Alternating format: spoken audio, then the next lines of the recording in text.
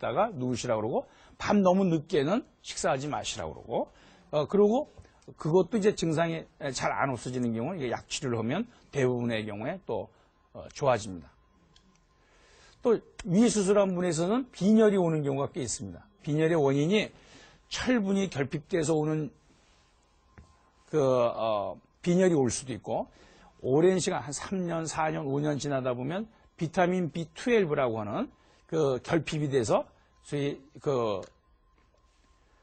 빈혈이 오시는 수도 있습니다. 그래서 수술하고서 얼마 안 돼서 새는 철 결핍성 그런 빈혈에 대해서는 우리가 철분 제제를 투여하면, 철분 제제를 드리면 많은 분들이 이제 빈혈이 해소가 되고, 비타민 B12가 결핍되는 경우에는 주사제가 있습니다. 비타민 B12를 주사를 놔드리면은 증상이 이제 좋아지시죠.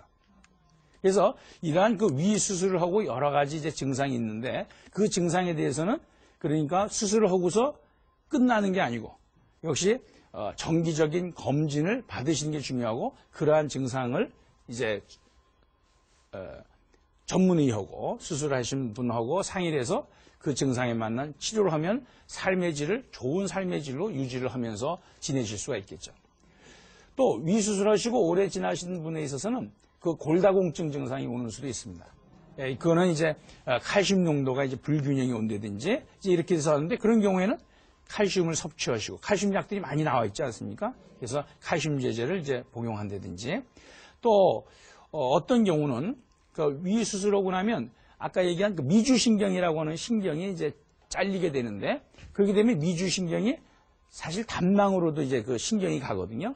쓸개라고 그러죠, 쓸개. 쓸개에 신경이 분포하게 됐는데, 잘리게 되면 담낭의 기능, 이 운동이 떨어져요. 운동성이. 그렇게 해서 담석증이 발생할 수 있습니다. 그 빈도는 한 10명이면 한 2명 정도, 한 15%, 20%에서 쓸개에 돌이 생길 수 있는데, 그 돌이 있다고 해서 담낭에 담석증이 있다고 100% 수술할 필요는 없습니다. 증상이 없으면 별 문제 없이, 아무 문제 없이 잘 지내시는 경우가 대부분인데, 혹시 증상이 있는 경우에는 우리가 적절한 치료, 약물 치료를 한다든지 혹은 필요하면 담낭 절제술을 하는 경우가 있죠. 이제 지금 우리가 위 수술에 대한 수술을 하고 나서 발생할 수 있는, 흔히 발생할 수 있는 여러 가지 증상에 대해서 이제 알아봤고, 자, 이제 우리가 암이 초기에 발견돼서 치료하면 가장 좋다고 그랬는데, 이게 이제 사람이 항상 초기에 발견되지 않지 않습니까? 진행돼서 발견하는 경우가 이제 상당히 걱정스러운 경우입니다. 그래서 진행성 위암에서의 우리가 치료에 대해서 좀 알아보면, 이 위라고 하는 것이 위 주위에 여러 가지 장기들이 같이 이제 옆에 붙어 있지 않습니까? 간도 있고, 췌장도 있고, 대장도 있고, 여러 가지 장이 있다 보니까 위암이 진행된 경우에 보면 위암이 옆에 있는 장기를 침범할 수가 있습니다. 예를 들면 대장의 장관막을 침범한다든지 혹은 췌장을 침범한다든지, 이런 경우에 보통 문헌에서 보면 한 10%, 20%에서 그런 경우가 있습니다. 그런 경우에 방법이 크게 두 가지를 우리가 얘기할 수 있는데, 한 가지는 어떤 병원에서는 항암제를 먼저 써서 좀 암을 줄인 다음에 수술을 하는 쪽으로 가는 경우도 있고, 또 어떤 분들은 수술을 먼저, 가능한 한 수술을 먼저 하고 그걸 절단해서 제거하는 그런 치료법들을 합니다. 이제 저희 병원에서도 경우에 따라서 항암제를 먼저 쓰기도 하고, 경우에 따라서는 수술을 먼저 하기도 하죠.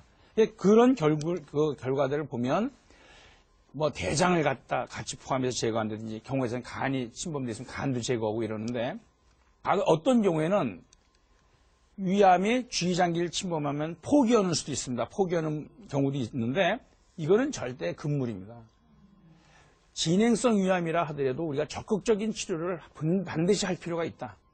진행성 돼서 옆에 장기를 침범하더라도 우리가 제거를 하고 보니까 완치율이 한 35%가 된다. 그럼 10명의 3분이 완치가 될 수 있기 때문에 절대 포기하지 말아라 하는 겁니다.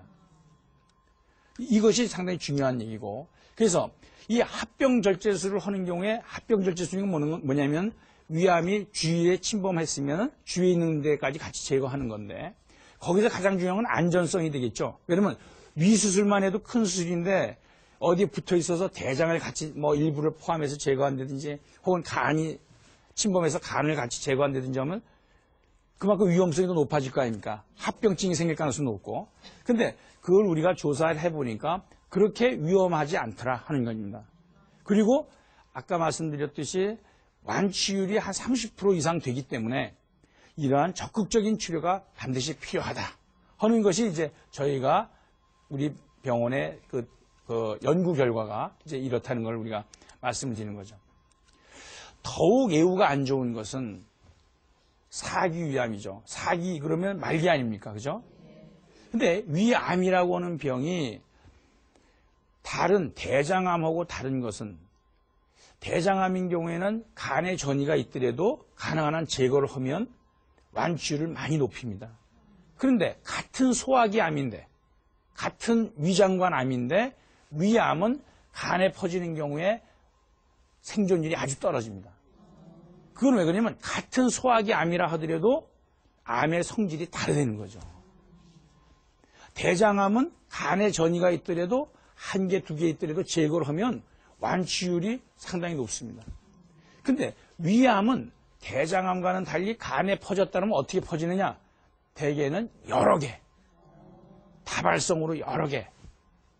또 이 진행 정도 속도가 커지는 게 아주 급속하게 커집니다. 그래서 진단이 된 경우는 이미 여러 개가 간 전체를 퍼졌다든지 여러 군데 퍼져 있어서 수술로 제거하기에 시기가 늦는 경우가 많다. 또 대장암에 있어서는 복막전이의 율이 그렇게 높지 않은데 이 위암은 복막전이가 높습니다. 그래서 위암에서 대개 재발이 돼도 복막재발로 문제가 되고 처음에 수술하지 못하는 거 배를 열었더니 그런 얘기 들어보셨어요? 배를 열었더니 아유 암이 뭐 다 여기저기 나가서 그냥 덮었대. 그 가장 큰 원인이 복막전입니다. 대개 복막에 전이가 있어서